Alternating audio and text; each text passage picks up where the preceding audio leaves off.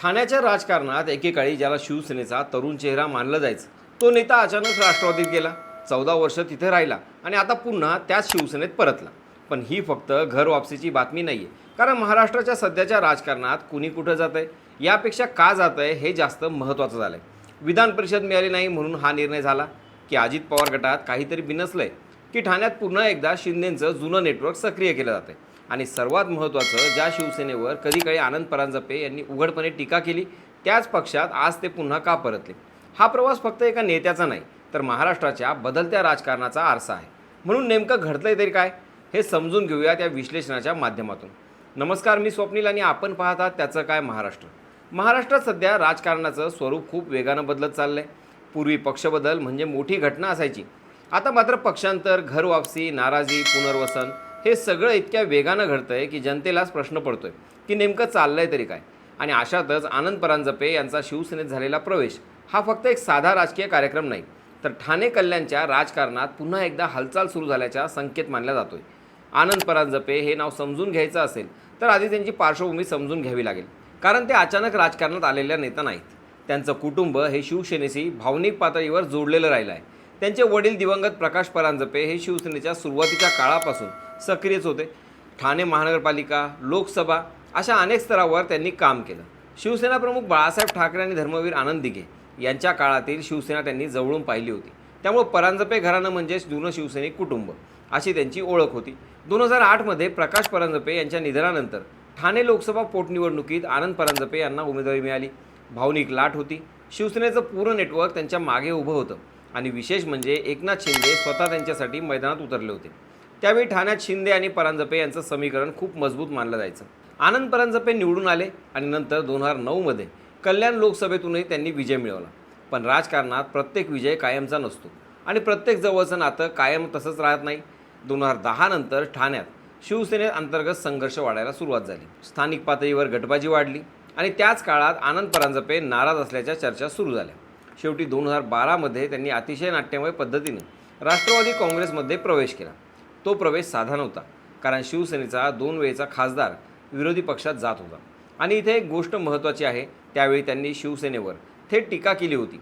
शिवसेना बदलली, निष्ठावंतांना न्याय मिळत नाही, सत्ता हेच अंतिम ध्येय झालं, अशी वक्तव्य त्यांनी केली होती. म्हणजे आज जे लोक त्यांच्या घर वापसीचं स्वागत करतायत त्याच पक्षावर त्यांनी एकेकाळी सार्वजनिक नाराजी व्यक्त केली होती. म्हणूनच आजचा प्रश्न फक्त परत आले इतकाच नाही, तर परत का आले हा आहे. कारण गेली 14 वर्ष राष्ट्रवादीत राहूनही आनंद परांजपे यांना मोठं राजकीय पुनरागमन करता आलं नाही. 2 लोकसभा निवडणुका लढल्या, पण जिंकता आलं नाही. ठाणे जिल्हाध्यक्ष, प्रवक्ते अशी कामं त्यांनी नेहमी केली, पण राज्याच्या मोठ्या राजकारणात त्यांना हवा तसा रोल मिळालाच नाही. अजित पवार गटात गेल्यानंतर मात्र परिस्थिती बदलेल अशी त्यांची अपेक्षा होती, कारण त्यांनी अजित पवारांची बाजू उघडपणे घेतली होती. पक्ष मजबूत करण्यासाठी मेहनतही घेतली, पण विधान परिषद आणि राज्यसभा या दोन्ही ठिकाणी नाव चर्चेत येऊनही अंतिम संधी मिळालीच नाही. राजकारणात अशा गोष्टी नेत्यांना सर्वात जास्त अस्वस्थ करतात, कारण कार्यकर्ता मेहनत करतो, संघटन सांभाळतो आणि शेवटी संधी दुसऱ्याला मिळते. इथेच नाराजी तयार होते आणि आनंद परांजपे यांच्याबाबतही हेच झालं अशी चर्चा आहे.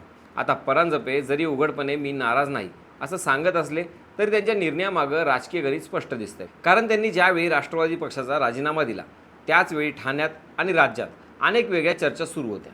अजित पवार गटात काही नेते अस्वस्थ आहेत, काहींना अपेक्षित महत्त्व मिळत नाही आहे, अशी चर्चा आधीपासून होती. त्यातच पक्षाच्या राष्ट्रीय कार्यकारिणीपासून काही मोठे चेहरे दूर ठेवल्याच्या बातम्याही समोर आल्या. त्यामुळे राष्ट्रवादीत सर्व काही सुरळीत नाही हा संदेश आधीच गेला होता. आणि नेमकं त्याच काळात आनंद परांजपे यांची शिंदेसोबत बैठक झाली.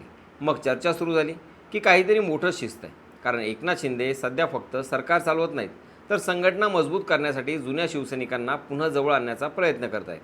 विशेषतः ठाणे, कल्याण, डोंबिवली हा त्यांचा प्रभावाचा पट्टा आहे आणि या भागात जुने शिवसैनिक भावनिक मुद्द्यांवर पटकन जोडले जातात. म्हणूनच आनंद परांजपे यांची घर वापसी शिंदेंसाठी राजकीयदृष्ट्या महत्त्वाची मानली जाते, कारण हा संदेश आहे की जुनी शिवसेना आमच्याकडे परत येते. विशेष म्हणजे या प्रवेशात खासदार श्रीकांत शिंदे यांची भूमिका महत्त्वाची असल्याचं बोललं जात आहे. आणि हेच या कथेला आणखी इंटरेस्टिंग बनवतं, कारण 2014मध्ये कल्याण लोकसभा निवडणुकीत आनंद परांजपे आणि श्रीकांत शिंदे हे दोघेही एकमेकांच्या विरोधात उभे होते. त्यावेळी प्रचारात आरोप प्रत्यारोप झाले, राजकीय संघर्ष झाला, पण आता दोघे एकाच मंचावर दिसत आहेत.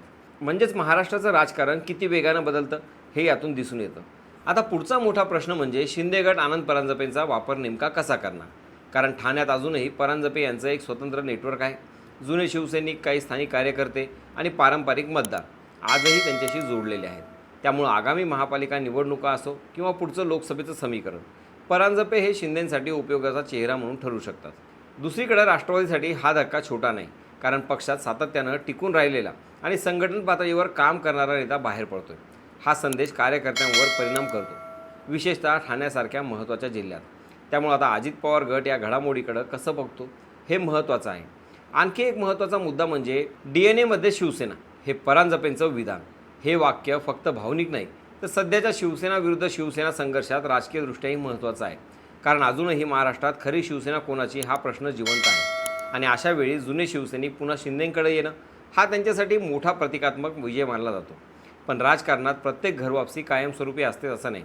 कारण महाराष्ट्रानं गेल्या काही वर्षात इतकी समीकरणं पाहिलेली आहेत की आता कुठलाही निर्णय अंतिम वाटत नाही. त्यामुळं आनंद परांजपे यांची ही नवी इनिंग किती यशस्वी ठरणार, त्यांना प्रत्यक्षात किती महत्त्व मिळणार आणि ठाण्याच्या राजकारणात ते पुन्हा किती प्रभाव निर्माण करणार हे पुढच्या काही दिवसात कळेलच.